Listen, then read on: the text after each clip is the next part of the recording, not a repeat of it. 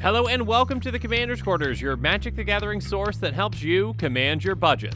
This show and episodes like this one are possible thanks to viewers like you. If you're looking for an easy way to help support this show, make sure that you like, share, and subscribe. Also, hit that bell notification icon so you don't miss any new episodes. You can also go check out our playmats and other merchandise at thecommandersquarters.com. Another easy way to support this show is with our TCG player affiliate links. So whether you're buying a deck or individual cards, you can use this general link right here or one in the description. And the final way that you can support this show is by supporting us directly by becoming a patron. There are many benefits to being a patron, and I truly couldn't do this without all their support. Hey everyone, Mitch coming in for the Commander's Quarters studio. Welcome to the show.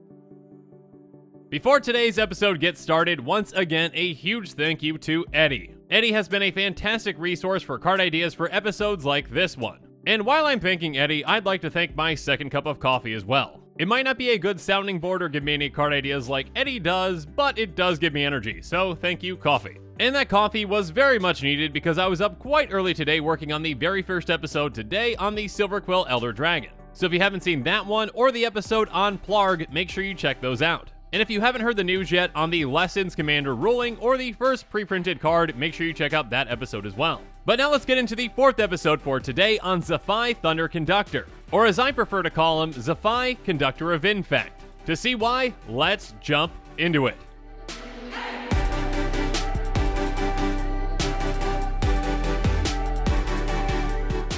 So Zaffai Thunder Conductor is the C21 commander for Prismari. He's a 1/4 human shaman for 2 blue red. And he's got a lot of tech, so here we go. Magecraft, whenever you cast or copy an instant or sorcery spell, scry 1. If that spell's mana value is 5 or greater, create a 4/4 blue and red elemental creature token. If that spell's mana value is 10 or greater, Zaffai Thunder Collector deals 10 damage to an opponent chosen at random. Now there's a lot of text, so you might have missed it, but there's actually a typo on this. In the text it says Zaffai Thunder Collector, not Thunder Conductor. Obviously this doesn't really matter, mistakes happen and it's not a big deal and it's been errated. But just in case you're wondering, yes, it's still referring to the exact same creature. Regardless, let's break this commander down and talk about why I was interested in it. First off, whenever you cast an instant or sorcery, you get some card selection with scry 1.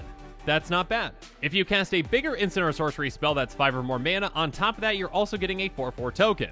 And if you cast a massive spell that's 10 mana or more, you're dealing 10 damage to a random opponent. Now in Commander, 10 damage is still a really good amount. If all your opponents are at 40 life, that's 1/4 of their life total. But because the number is exactly 10, that got me thinking of something else. Because there's a certain mechanic out there that requires 10 damage to take out a player. And if we were to give Zaffai a certain keyword, it would basically be target opponent chosen at random loses the game. And that keyword is, of course, Infect. So Zaffai's best friend is Grafted Exoskeleton. It says equipped creature gets +2/+2 and has Infect. So it deals damage to creatures in the form of -1/-1 counters and to players in the form of poison counters. And again, it just takes 10 poison counters to take out one player. So again, with this equipped as Zaffai, all we have to do is cast an instant or sorcery spell with converted mana cost 10 or greater, and an opponent chosen at random just loses the game. Just think about how tense that moment is gonna be when that is about to happen. Okay, so I need to choose someone at random. I've got my dice. Okay, so you're 1 and 2, you're 3 and 4, you're 5 and 6. Okay, I'm gonna roll, and whatever number comes up, that player loses the game. Yeah, that seems like a lot of fun. Now, unfortunately, Grafted Exoskeleton, to my knowledge, is the only way to give something Infect in Izzet. But there are plenty of ways that we can get this card, and there are also plenty of ways to cast giant instant and sorcery spells. And of course, dealing 10 damage without Infect is still very powerful as well. But that doesn't mean that we shouldn't aim for the excellence of Izzet Infect. So let's talk about some cards that can help us out with this goal.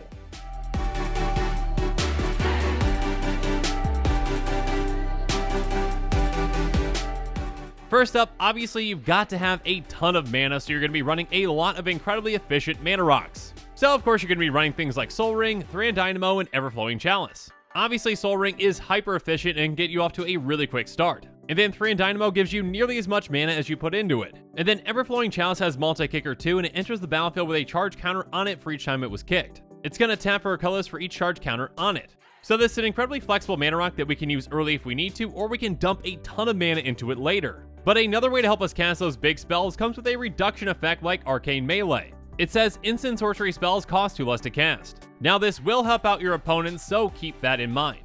But saving 2 mana on all our instants and sorceries can be huge for a deck like this, especially when we utilize this with some instants and sorceries that can actually make us mana. For example, Brass's Bounty is going to give us a treasure for every single one of our lands. Now, treasures may only give us temporary mana, but we can utilize them whenever we need to. And again, those treasures can easily get us to the point where we can cast something with a converted mana cost of 10 or more. And then one that can really get us there and then some is Mana Geyser.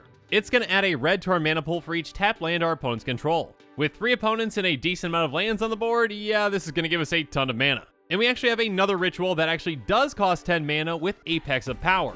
It says, exile the top 7 cards of your library. Until end of turn, you may cast online cards exiled this way. If this spell was cast from your hand, add 10 mana of any one color. Again, this costs 10 mana, so our commander is going to be dishing out that damage. On top of that, it's going to give us even more mana to utilize, and it's going to let us use cards off the top of our library as well. So if we've got another 10 mana spell to cast, that's going to be goodbye for a second opponent. But of course, this isn't the only spell that meets that 10 mana requirement.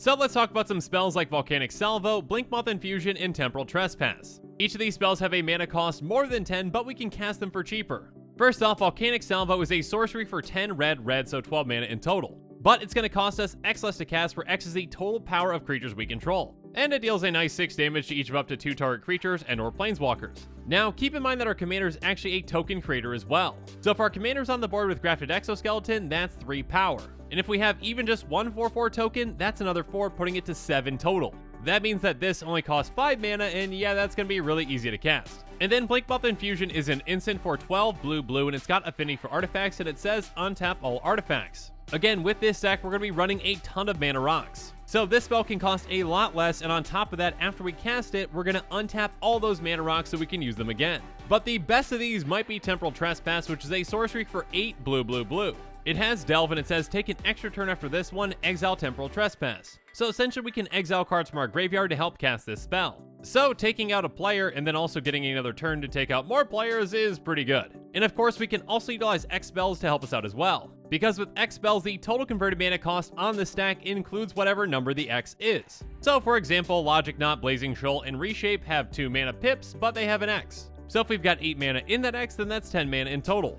Rules aside, Logic Knot is a fantastic card in this deck. Like Temporal Trespass, it has Delve, and it says counter target spell lets its controller pays X. So this can be a nice surprise counter target spell, and oh, by the way, take out a player.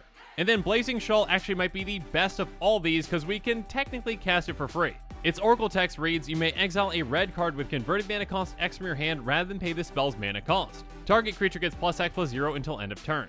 So best case scenario, we've got Volcanic Salvo or Apex of Power in our hand.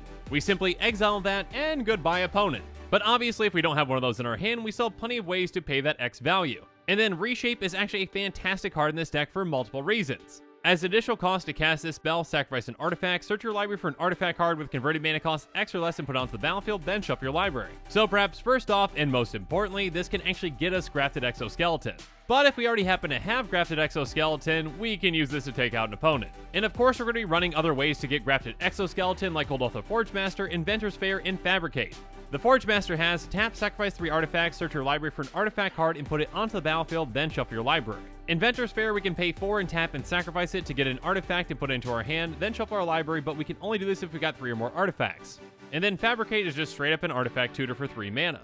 Regardless, again, although this deck does work without Grafted Exoskeleton, it works a lot better with it. But if you want to take the deck in a different direction outside of Infect, you can still make your commander even more powerful with something like Gratuitous Violence. It says if a creature you control would deal damage to a creature or player, it deals double that damage to that creature or player instead. Now, 20 damage might not take your opponent out right away, but it's still a ton of damage nonetheless. But of course, there are even more ways to make this commander more powerful.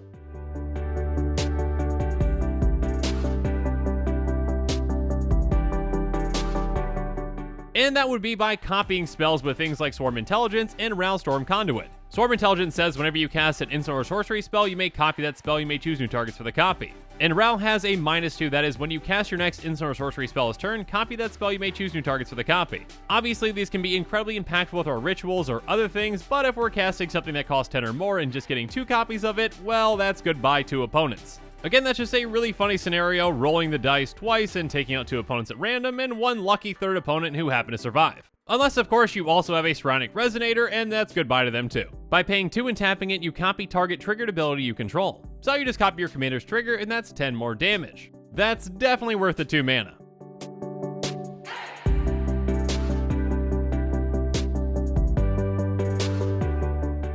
Now, of course, you can build a deck around Zaffai, but if you want to use him in the 99, Eligeth might be a good place. Eligeth has, if you would scry a number of cards, draw that many cards instead. So now, basically, Zaffai is, if you cast an instant or sorcery, draw a card. Now, obviously, for this to work, you would need a partner that has red in its mana cost. An Izzet commander that might want Zaffai is Niv-Mizzet Parun. He has, whenever you draw a card, Niv-Mizzet deals 1 damage to any target, and whenever a player casts an instant or sorcery spell, you draw a card. So now you're pinging things, scrying, and drawing whenever you cast instants and sorceries. And one final potential commander that I want to bring up is Jodah.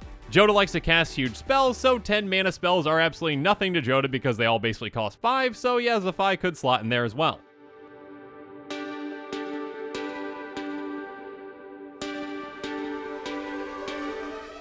Next up, let's talk about some pricey considerations for this kind of a deck if you've got the money for them, and let's start off with Gamble and Tezzeret the Seeker. These cards are quite pricey, but can be quite effective at getting you Grafted Exoskeleton. Gamble says, search your library for a card, put that card in your hand, discard a card at random, then shuffle your library. So you tutor for Grafted Exoskeleton, and chances are that you won't discard it, but you might. Regardless, it's a fun risk to take. And then Tezzeret has -X, search your library for an artifact card with converted mana cost X or less and put it onto the battlefield, then shuffle your library. Luckily for us, Tezzeret has 4 loyalties, so yeah, we can just go get Grafted Exoskeleton. Next up, there's Lithoform Engine, which is basically a Psionic Resonator that can do a lot more. It can copy triggers, it can copy spells, and it can even copy permanents. And if you're more so looking to go the damage route and not the infect route, you might want to consider Fiery Emancipation. It triples up your damage, so yeah, Zaffai dealing 30 damage is incredibly brutal.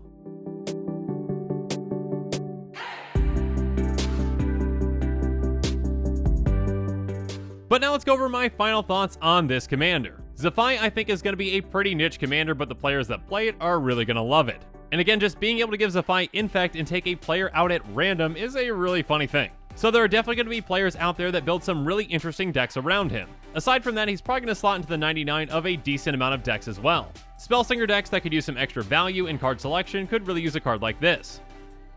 And with that, the show has come to a close, so it's my turn here from you. So in the comments below, let me know your thoughts on this episode are, and as always, thanks again and have a good one.